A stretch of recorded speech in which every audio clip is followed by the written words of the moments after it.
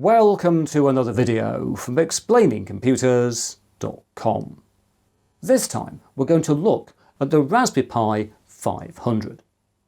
This was released in December 2024 and combines a Raspberry Pi 5 with a keyboard, just as I did in my own Maker build back in November 2023. The Raspberry Pi 500 was the first new Pi for some years that I had no knowledge of before its release, and so it was fascinating to watch the flurry of initial reviews. But now that the dust has settled, I thought it was time to take a look at the Raspberry Pi 500, and in particular to compare it with three other Linux computers that share a keyboard form factor. So let's go and take a closer look.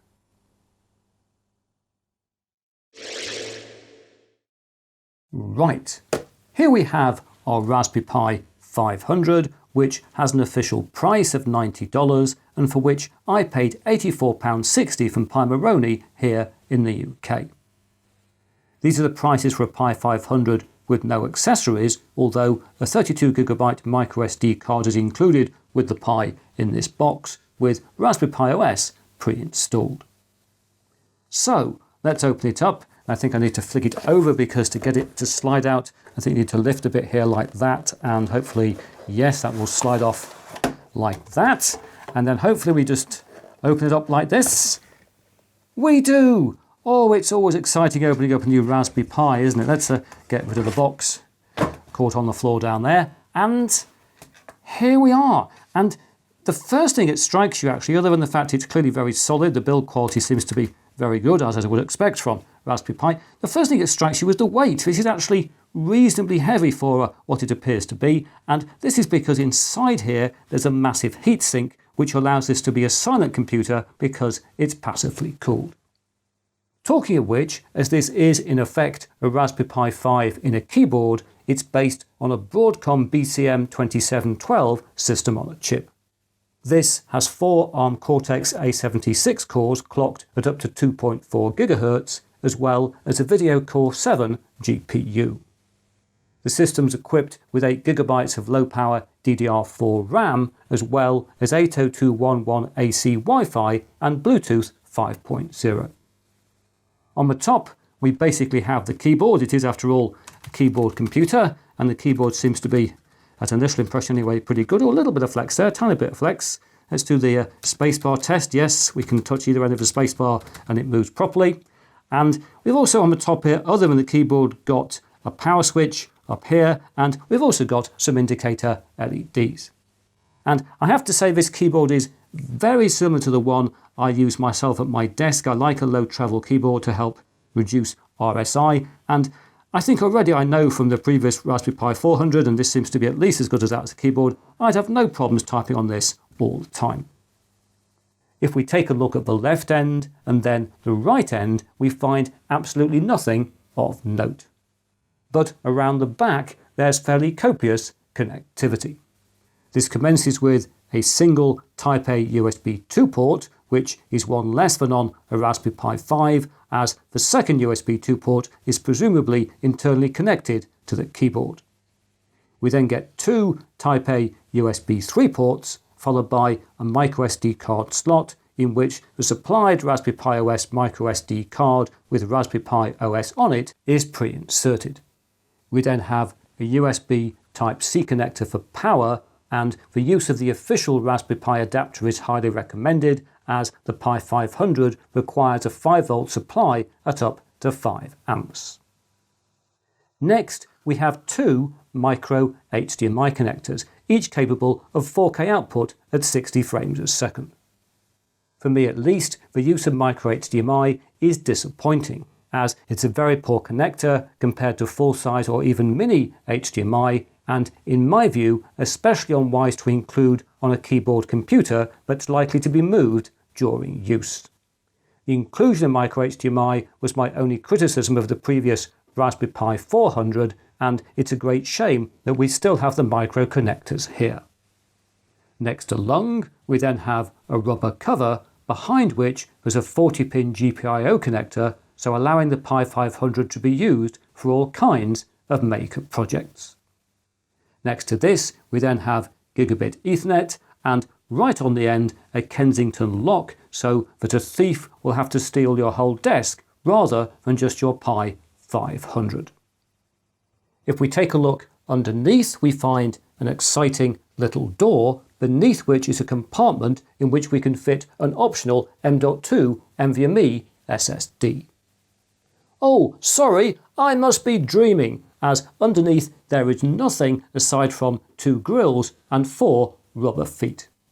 The Raspberry Pi 5 may be equipped with a PCIe connector that allows an M.2 SSD to be added via an adapter board, but this is not the case for the Raspberry Pi 500, which can internally only boot from a microSD card. And so there we are, the Raspberry Pi 500, a very promising new addition to the Raspberry Pi family, marred only by its use once again in micro HDMI and its reliance on a microSD card for its operating system and applications. Although, to be fair, we can still boot from an external USB 3 SSD if we wish.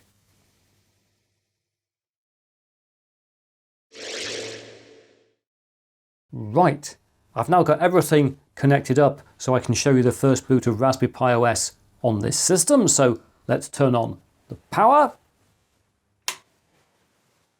And we'll speed on through as we boot into Raspberry Pi OS until we get to the first run wizard.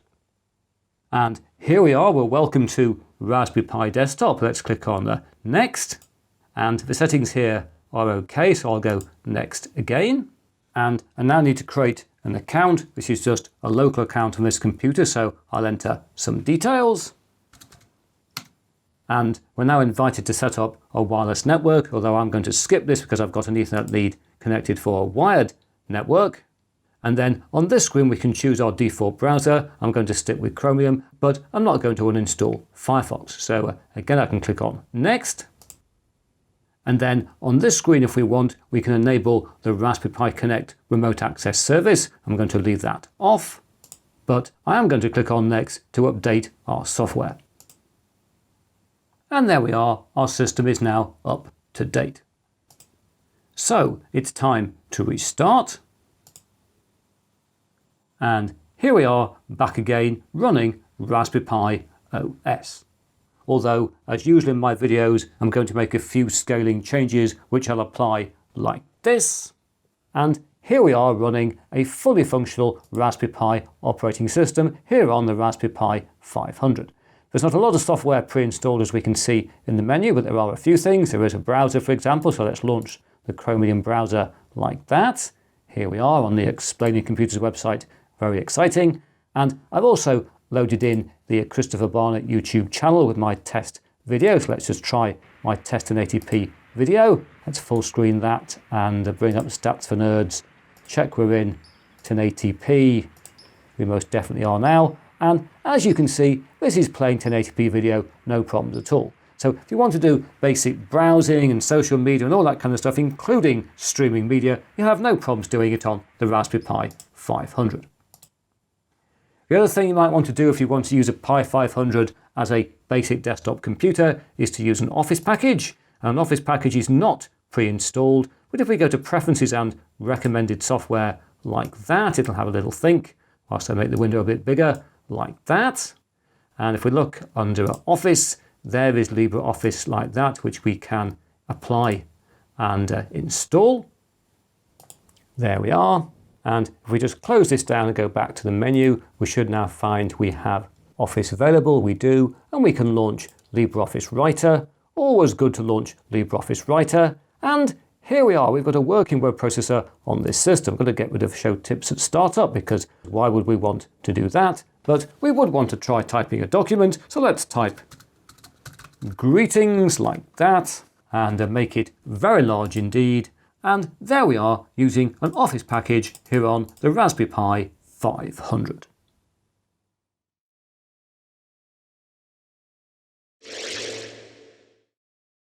Greetings! Here I am back again, and I thought we'd run some tests. And I plan to run these tests in Ubuntu But unfortunately, when I try to boot into Ubuntu on the Raspberry Pi 500, we get my normal startup screen, but then we get this. A green screen which goes on forever. I watched it for 7 hours. Well, no, I didn't watch it for 7 hours, but it stays there forever, and I checked around in the forums on the Raspberry Pi website, on the Ubuntu website, and it seems that currently Ubuntu is not compatible with the Raspberry Pi 500. It's not a supported Pi for Ubuntu yet. I'm sure it will be in the future, but at the time of making this video, on January the 7th, 2025, that's not the case. So, we're going to run a test here in Raspberry Pi OS, and the first test is a test of the speed of the microSD card. So let's run this like that, see what speed we get.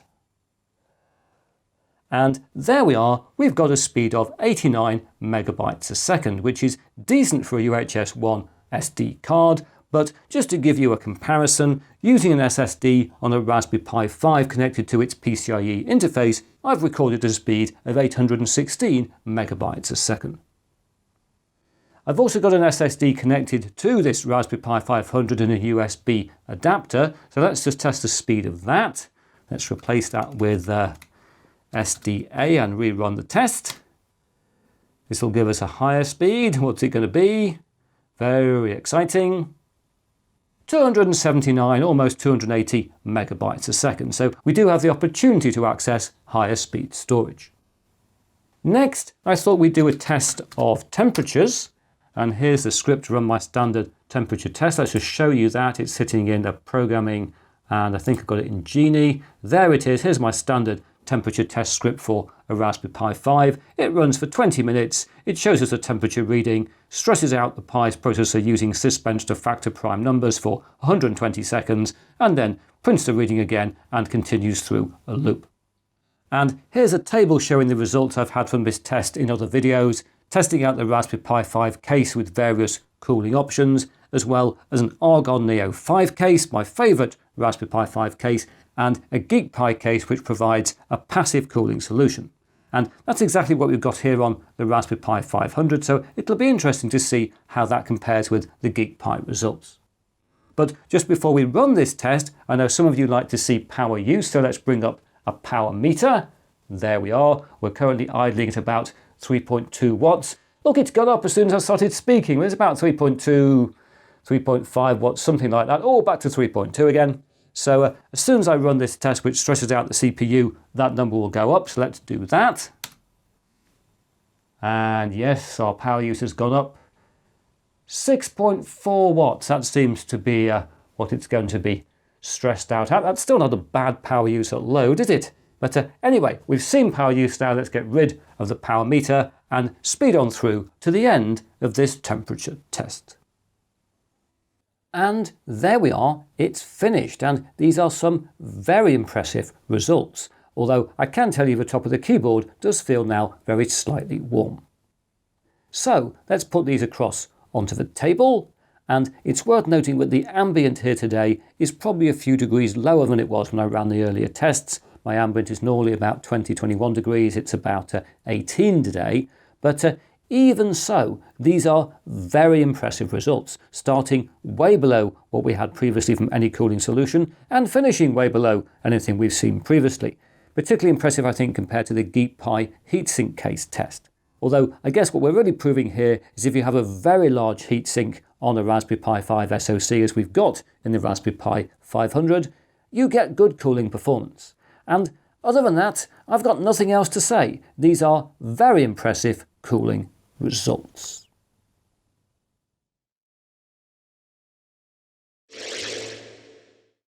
Right, it's now time to compare the Raspberry Pi 500 with some of its other Linux keyboard computer friends, and whilst it won't include machines like the My64 Mini ITX Retro PC build that I constructed on my channel a few years ago, because if it did we'd be here forever, it will include this, and even this, and initially this, which is the Raspberry Pi 400.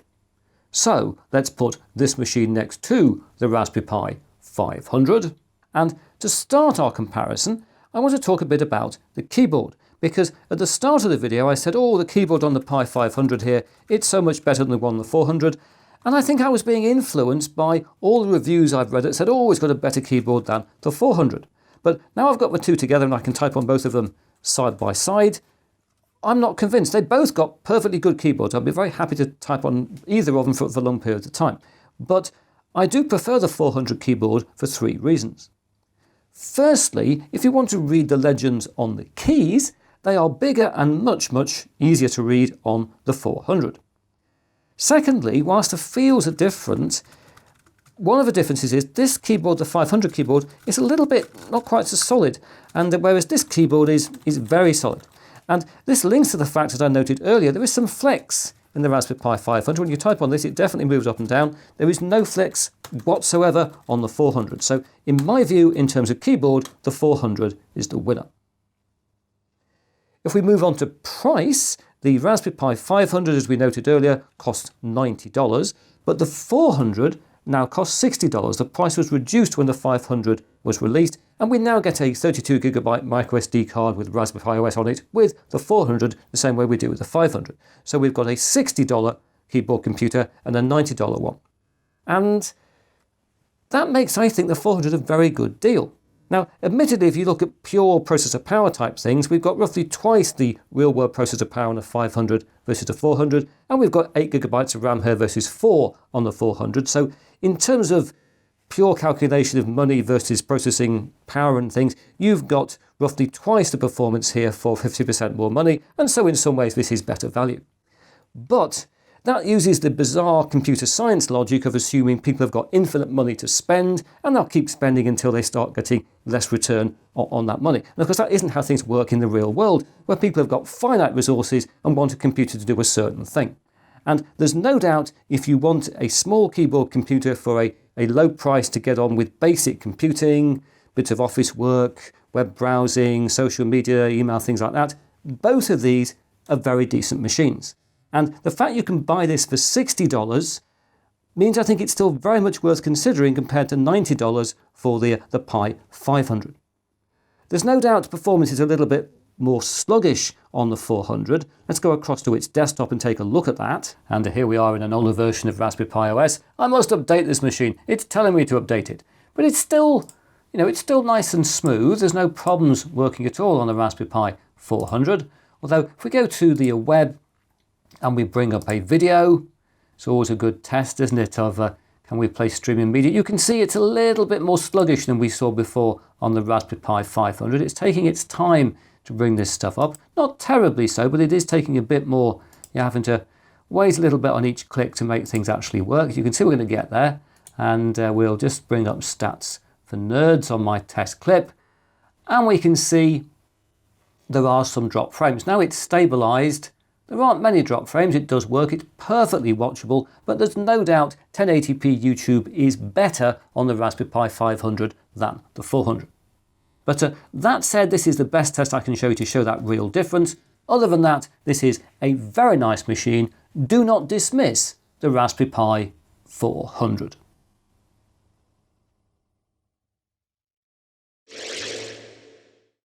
Right, let's now focus our brain activities on this, the Orange Pi 800. And indeed, if we look underneath, you'll see it is very orange indeed. This is a hexa-core ARM keyboard computer. It's based on an RK3399 SoC with 2 ARM Cortex A72 cores clocked at up to 1.8 GHz and 4 ARM Cortex A53 cores clocked at up to 1.4 GHz. And it's got 4 GB of RAM, but it's also got 64 GB of internal eMMC flash storage.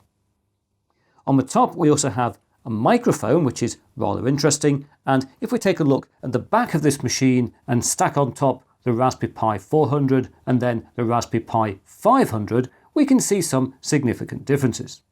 The Raspberry Pi 500 and 400 have exactly the same connectivity, just in different places, but on the Orange Pi 800 we have a speaker, we have a 3.5mm audio jack, we have full-size HDMI, and we also have a VGA output, which I think could be quite useful on a keyboard computer, allowing it to be used with an old VGA monitor.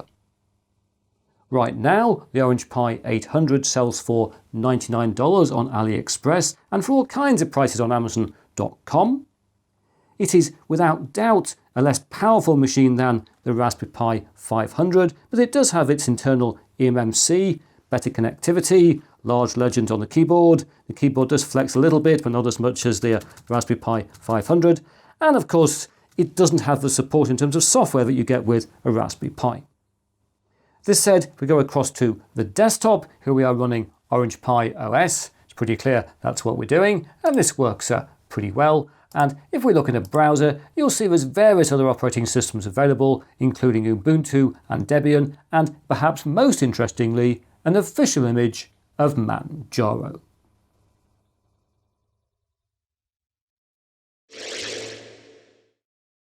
Finally, I feel the need to compare the Raspberry Pi 500 with this, my very own Maker build. You can find a video on my channel that tells the story of this computer, and indeed if you're a channel member you can find a video here that tells the story of this computer. Basically what we have here is a Raspberry Pi 5 inside a custom case, and it boots from an SSD. It is clearly much bigger than the official Raspberry Pi 500, but it does have that benefit of booting from an SSD. And also, if we look around the back, we can see it's got a full-size HDMI connector. And right now the machine is running Ubuntu, as we can see here, and Ubuntu runs very well on this system, not least because it's running from an SSD.